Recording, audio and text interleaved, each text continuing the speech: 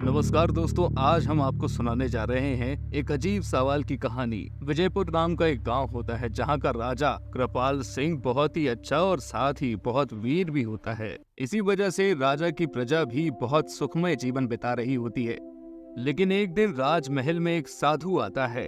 राजा को देखते ही वो ये कहता है, राजा जी, मैं आपके और आपके मंत्रियों से एक सवाल पूछना चाहता हूँ, इजाजत दीजिए। राजा कहता है, ठीक है साधु महाराज, आपको पूरी अनुमति है। सवाल पूछने से पहले साधु महाराज कहते हैं, लेकिन महाराज, अगर आपकी सभा में मुझे अपने सवाल का सही उत्तर नहीं मिला तो मैं ये समझूंगा कि आपके यहाँ एक भी बुद्धिमान आदमी नहीं है। तो मैं ये सवाल पूछूं या नहीं? राजा ये सुनकर आश्चर्यचकित हो जाता है और मंत्रियों की तरफ देख के कहता है, साधु महाराज, आप सवाल पूछिए। मेरे मंत्रीगण बहुत ही ज्यादा बुद्धिमान हैं। तो राजा जी, मैं आप लोगों से एक सवाल पूछता हूँ कि दुनिया का सबसे सुंदर फूल कौन सा है? राजा के सभी मंत्री जवाब सोचने में लग जाते हैं। वहीं कुछ मंत्री कहते हैं कि तो गुलाब का फूल सबसे सुंदर फूल होता है। लेकिन साधु नहीं मानते। फिर कोई कहता है कि कमल का फूल सबसे सुंदर है। साधु फिर कहते हैं नहीं। सारे मंत्री अपनी अपनी समझ के हिसाब से अपने अपने जवाब देते हैं। लेकिन साधु महाराज हर किसी के जवाब सुनने के बाद यही कहते हैं कि आप सभी के जवाब सही नहीं है। फिर साधु महाराज राजा की तरफ देखते हुए बोलते हैं, राजा जी, मैं आपको 2 दिन की मोहलत देता हूँ।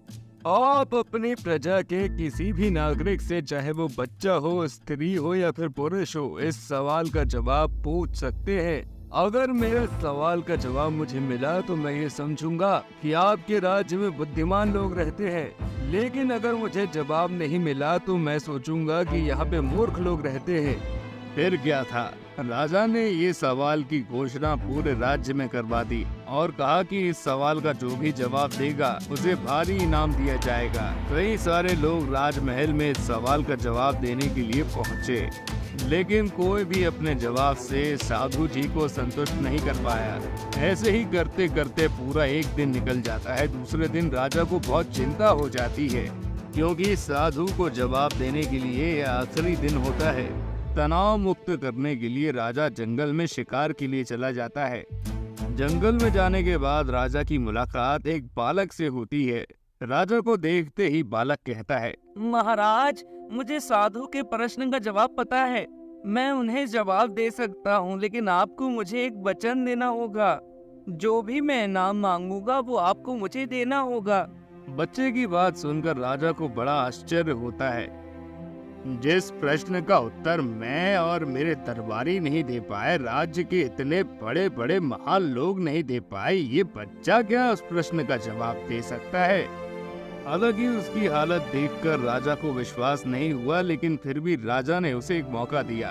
वो उसे आजमाने की ठान लेता है और उसे राजमहल लेकर आता है। राजा साधु की ओर देखकर कहता है, साधु महाराज, आपके प्रश्न का उत्तर मेरे राज्य का ये बालक देगा। ये सुनकर बालक बोलता है, सबसे सुंदर फूल कपास का होता है, क्योंकि इससे कपड़ा बनता है और कपड़ा सर्दी, ठंड, गर्मी हर चीज में काम आता है और लोगों की रक्षा भी करता है। इसलिए कपास का फूल ही सबसे सुंदर फूल है। बच्चे का जवाब सुनकर साधु बहुत खुश होता है और कहता है, बच्चे, तुमने एकदम सही जवाब दिया।